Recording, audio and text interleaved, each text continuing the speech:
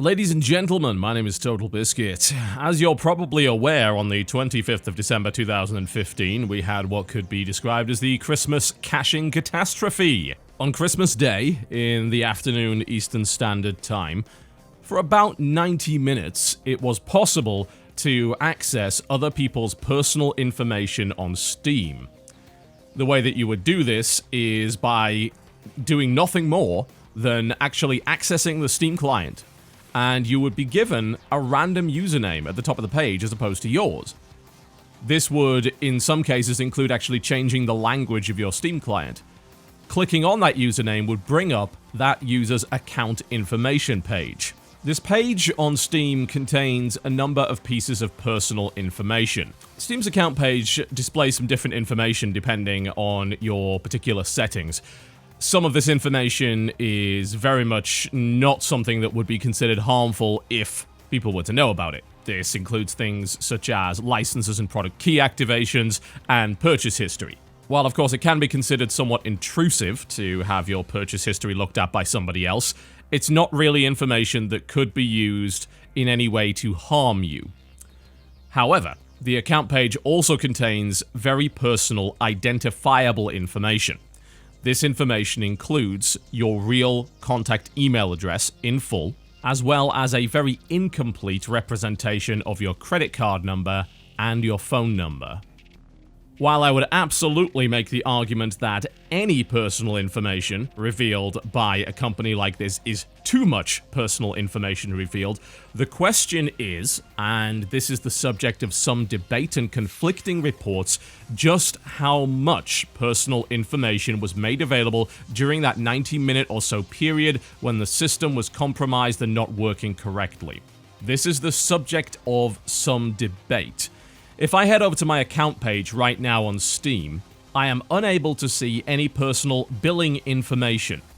What I can see is my real email address, as well as the last 4 digits of my phone number. My real name also does not appear to be present, although I can see the country that my Steam account is operating within, and I can see the last 2 digits of my registered credit card number, as well as the type of credit card it is. Those that have PayPal selected as their primary payment method also have their PayPal email address presented on the account page. So far, pretty bad, but not awful, right? The problem is that it would seem that the account page was not the only accessible page during the caching problem. There have been widespread reports, including on the unofficial, admittedly site SteamDB, that it was also possible to access somebody's checkout page through their cart if they had items in the cart. So that means that during the caching problem, if somebody had been buying something, then their cart would have been cached, shown to another user, and it was possible for that user to then go to the checkout. Not complete the checkout process, mind you. They couldn't buy anything. There's no proof of that actually happening. But the problem is the checkout page in Steam shows your real name, billing address, and full phone number. This is the main crux of the matter.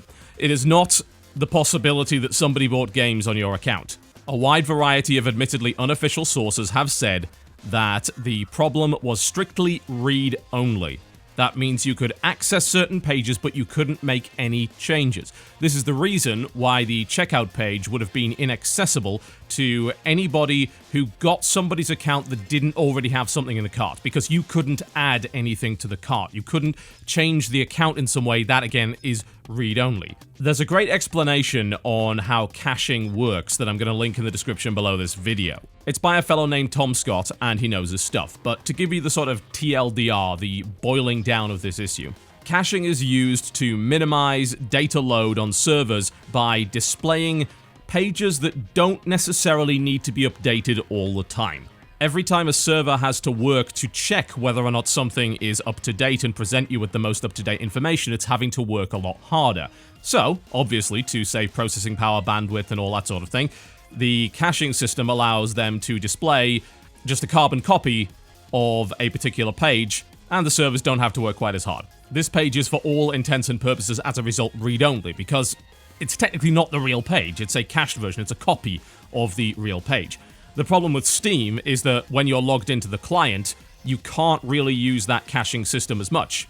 Needless to say, the Steam client needs to consistently update because you are making changes to the information that Steam is displaying to you. When you use Steam, you are, for all intents and purposes, editing that page, so you can't really use a cached version for that. The difference between a cached and non-cached version of a page is the reason why, during this caching problem, you are able to read other people's pages, but you are not able to make changes to other people's Steam accounts. You did not, in essence, actually have access to their account. You were able to see it. You saw a copy of their account, a read-only copy of their account.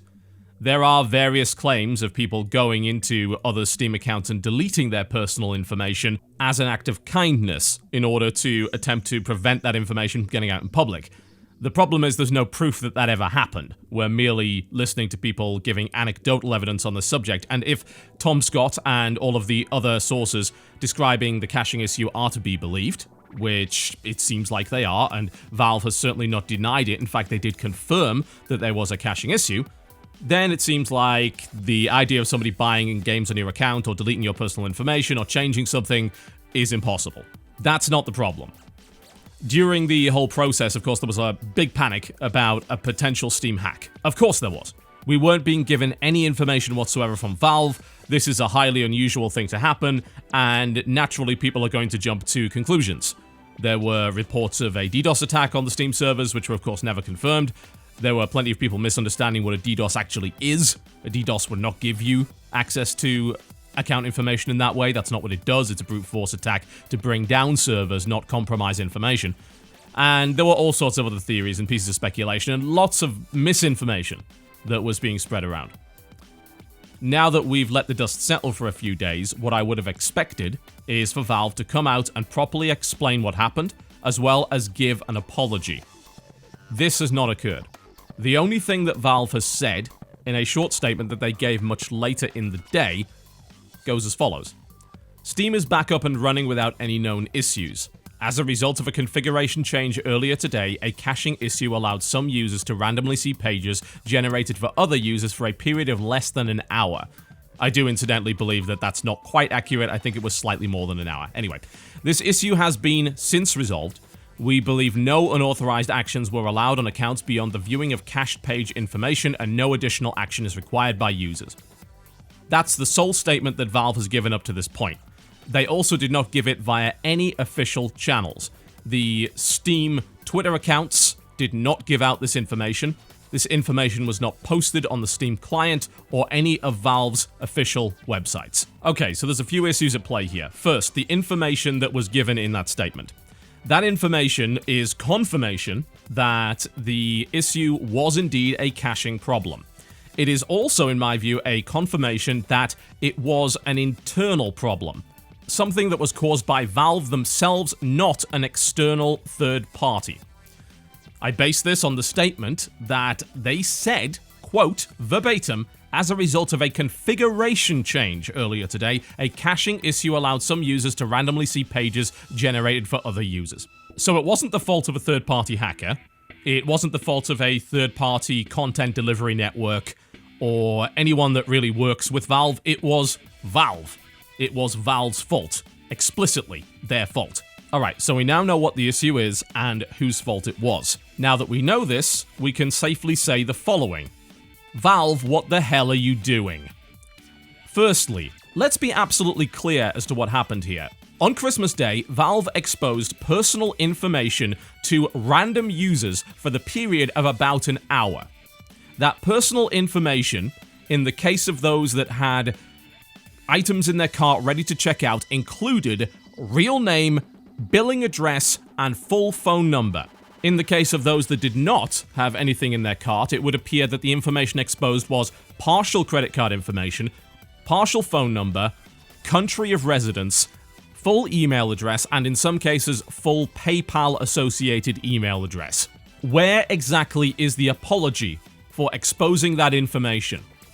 Now, some of those skeptical of my argument might say to me, well, what exactly could you possibly do with that information? What was the harm? What's the potential harm that could be done with that kind of information.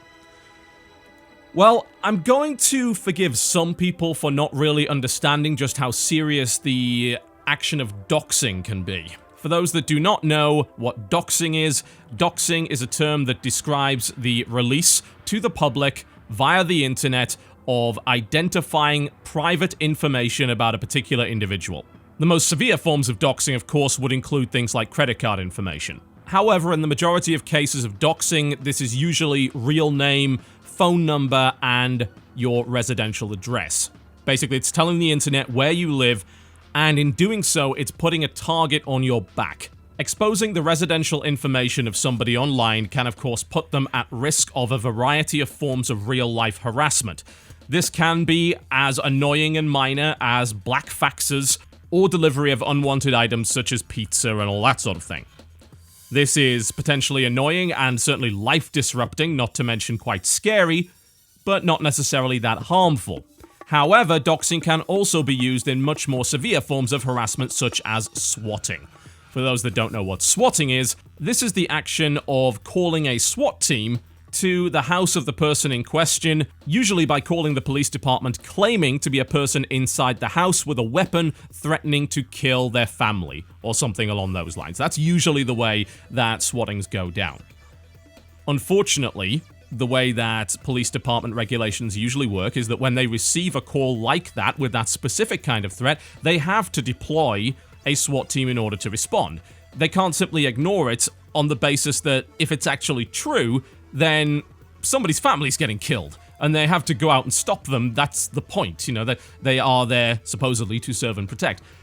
Swatting, needless to say, is extremely distressing, not to mention highly dangerous. You're talking about a fully armed SWAT team surrounding a house of people that have no idea they're coming. This can result in panic, this can result in mistakes, this can result in the worst case scenarios of people getting killed. There have been some fairly strong arguments made that the act of swatting, in some cases, can be considered attempted murder by proxy. Since it's a highly volatile situation, it's entirely possible that the residents in the house think they are being subject to a home invasion, for instance, and may pull a weapon. There is the possibility of a mistake by one of the police officers. Somebody could get hurt. Somebody could get killed. And in the case of the most malicious swattings, I have no doubt that that's exactly what the person doing it was hoping for. Swatting is an actual crime, incidentally, and people have been arrested and imprisoned for doing so. It's been going on for longer than the internet, but the addition of social media and, of course, more recently streaming has resulted in a huge uptick in the number of people that have suffered swatting, since if you're on a live stream while it happens, it's possible for the person that commits the crime to actually see it go down, and that's how they get their jollies. The best defense against swatting is, of course, to make sure that your personal information does not leak online and to take steps to keep it hidden. In the case of Valve, what they did here was fail their duty of care to their customers to keep that information private. Swatting and real-life harassment is, of course, not the only thing that can happen when personal information gets leaked online. Every piece of personal information that you have about somebody makes it easier to engage in social engineering to commit identity theft and fraud. The more information you've got, the better it is. Contrary to popular belief, quite a lot of the account compromising that goes on online has nothing to do with elite hackers. It's not a case of them hacking into the system and getting that information. That's really quite hard. A lot of it comes down to social engineering. If you know somebody's real name, and especially if they have a very unique name, then you can go to a search engine, plop it in, and you can start to gather other pieces of information about them. They may have a public-facing Facebook account, which means that you can get all manner of information. Their hometown, the school they went to, the names of their friends, the names of their pets, their birthday. This is information that you can, for instance, use to answer secret questions that are used to reset people's account information. And, of course, in worse situations, you can use it to figure out what somebody's password might be. Lots of people base their passwords on personal information. The name of their girlfriend, the name of their mother, the name of their pet, maybe in combination with something like a birthday or an anniversary or anything along those lines. The point is that every single piece of personal information that a social engineer has about you makes it more likely that they're going to be able to compromise your account in some way. This is also quite frequently done through customer service agents. You call up a company and you say, hey, I'm this person, and I need you to change something about my account, or I need you to give this piece of personal information. And in some cases, with access to other pieces of personal information, you can convince the guy on the other end of the phone that you are that person. You can successfully impersonate them and get access to other pieces of personal information. This allows people again to engage in either identity theft or to engage in some form of harassment, such as disabling somebody's ISP or cancelling their mobile phone contract.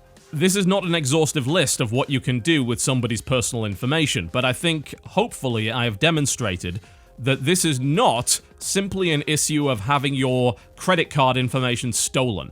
The weird thing about having your credit card information stolen is that actually banks are quite good at giving you your money back in that regard. If unauthorized transactions are made on your card, generally speaking, your card gets shut down. It's fraud blocked, and credit cards, by law, provide a wide variety of insurance and protection against monetary loss. You will be compensated. You will be refunded. More often than not, having your credit card information compromised is more of an inconvenience than it is something that can cause any real damage to you. There is so much protection for you in that regard. There is no protection against having your real life location compromised. Once somebody knows where you live, once that information gets out, the only thing you can do is move. At least with a phone number, you can change it with your address in order to avoid any kind of harassment that comes from that information getting out. You have to move house. That's it. You don't have a choice in the matter. So exposing that information to the public is a very bad thing. Now, I have to admit that I don't know a huge amount about US law, but I do know a decent amount about UK law. I did study it, and my knowledge is pretty rusty, but in the UK, there is a piece of legislation called the Data Protection Act. The Data Protection Act is exactly what it sounds like. It is designed to protect people's personal information and stop companies from giving it out willy-nilly. According to ICO, the Information Commissioner's Office, which is an independent UK authority set up to uphold information rights in the public interest and data privacy for individuals, under Principle 7, on the subject of security, the Data Protection Act states that appropriate technical and organizational measures shall be taken against unauthorized or unlawful processing of personal data and against, and this is very important, accidental loss or destruction of or damage to personal data. According to ICO, this means that in practice, quote, it means you must have appropriate security to prevent the personal data you hold being accidentally or deliberately compromised. It seems to me that Valve has absolutely violated that principle of the Data Protection Act, and that is unlawful. Yes, you can be sued for this, and yes, you can be fined heavily for this. Now, I must state again that I am not a lawyer. Absolutely not. However, based on the information on ICO's page, it would appear that Valve has violated the Data Protection Act in the UK. I don't know what legislation they may have violated in other countries, but they certainly did something bad in the UK. Now, the reason that I'm telling you this is to answer one of the other criticisms that have been made of my particular stance on this topic. And that criticism, or I suppose the defense of Valve, is as follows. It was just an accident. Everybody makes mistakes. Unfortunately, the law, while taking that into account, does not just let people get away with making mistakes. The law has a principle called negligence. The area of law that generally covers negligence is called tort. And yes, this does cover mistakes. This covers accidents. The reason it does that is because it holds certain groups of people in higher esteem and to a higher standard than your regular human being. This is called the concept of the duty of care. An often cited example of the duty of care is the duty of care of a lifeguard. A lifeguard is legally required to act to save somebody's life. There is a legally defined set of minimum standards and circumstances that a lifeguard is expected to meet during the course of their duties. If you fail to meet that standard, you actually can be liable, legally liable. Companies also have a duty of care to their users. That duty of care includes, as I demonstrated with the UK Data Protection Act, protecting personal information of their users. They are legally required to do that. If they fail to do that, even if it was by accident, that doesn't matter. They are still liable for that, because they committed a negligent act which predictably resulted in that information getting out there. In the case of Valve, they made a change to their system which directly caused this to happen. Were this to get to court, I would imagine that one of the first questions would be just how foreseeable was it that this change would result in that happening? Just how negligent was it? Was it a freak accident, or was it down to incompetence? Now, if this ever gets to court through a class action lawsuit or whatever, I'm sure we'll find out the answer to those questions. But when it comes to my personal opinion, it is as follows. Valve committed a negligent act and failed in their duty of care to their users. What made matters worse is that they have refused to apologize for it, and they absolutely failed to properly communicate with their users both while this was occurring and after the fact. This was recorded on Tuesday. The incident occurred on Friday. I decided to give them till the close of business Monday to actually get something sorted out because, hey, it was the Christmas holidays, if they're going to formulate a statement, they've got to be given at least a little bit of time to do that. That's reasonable. Of course, nothing happened. The only statement we got was that short statement that was sent out to some gaming websites, is not present on any official Valve page, any official channel of communication, whether it be social media, Twitter, Facebook, or indeed in the main client, where you would actually expect it to be. Valve has again, and they are awful at this, failed to properly communicate to its users. And in this case, they failed to properly calm the users after what was a fairly serious compromise of personal data. Valve historically has sucked at communication. And I think in many ways it's actually been laughed off as a kind of, oh, Valve sort of moment. I think it's about time that that particular attitude was shut down. To paraphrase and steal a quote from a Reddit user, can we please now stop acting like it's acceptable for Valve, a billion-dollar company, to run its business like a lemonade stand? Absolutely. I think Valve has got a lot of consumer goodwill over the past few years and actually has developed something of a cult-like following. And they've done this on purpose. The way that they have approached things like sales, the way that they have approached very mundane, otherwise personality-less things that would go on in the normal course of business, has actually caused a fan base to be created for this retailer. There is a fan base for a retailer. And a very rabid one at that, a very fervent one. One that's willing to ignore many of the problems that Valve has had. One that's been willing to ignore the terrible customer service that Valve has still not fixed after having its Steam store open for, a decade. And a fan base that is willing to excuse not only what happened on Christmas Day, but also a security issue that occurred earlier in the year in July, in which it was possible to exploit a bug in the forgot password system to reset somebody's password without any information other than their target Steam ID. This actually allowed you to reset someone's password from within the client, which is insane, and as a result, of course, get access to their account. This is why a bunch of Steam accounts were hacked in July. At least in that instance, they apologized. Via a statement to Kotaku, but they apologized for the inconvenience. I think it's entirely reasonable not only to hold Valve to account for this, and of course to claim that it was a serious lapse in the protection of users' personal data, and also demand an apology. Is that too much to ask? Is it too much to ask for an official source, either an email directly to the users, or posted on any of the myriad of Valve official communication sources such as Twitter, Facebook, or ideally in the main client, to receive an apology from Valve? It is insane to me. It is beyond belief that Valve's communication channels are so useless. The Steam Support Twitter account, which is a verified account with over 500,000 followers, has not responded or tweeted anything since July the 14th. Yes, over half a year ago. The Steam Games account, which has over 3 million followers, did not say a thing about this personal information problem. All they do is tweet the Steam sales out. They haven't said a damn thing. To me, that's unacceptable for a company of that size. It's disgraceful. I'm not asking for compensation. I'm not asking for free games. I'm not asking for money. And I'm also well aware that some people are going to turn around and say that you're just making money off the back of Steam's misfortune. But as somebody that prides himself on being at least an advocate for consumers, I have to put my foot down and say enough is enough, Valve. This is ridiculous. I don't see how you can continue to operate as if this was an okay way of doing business. To me, it isn't. You are too goddamn big for this. You have too much power and as such too much responsibility in the PC space to be allowed to just get away with this without criticism. It to me is the least that Valve could do to apologize. It's an entirely reasonable thing to request of them.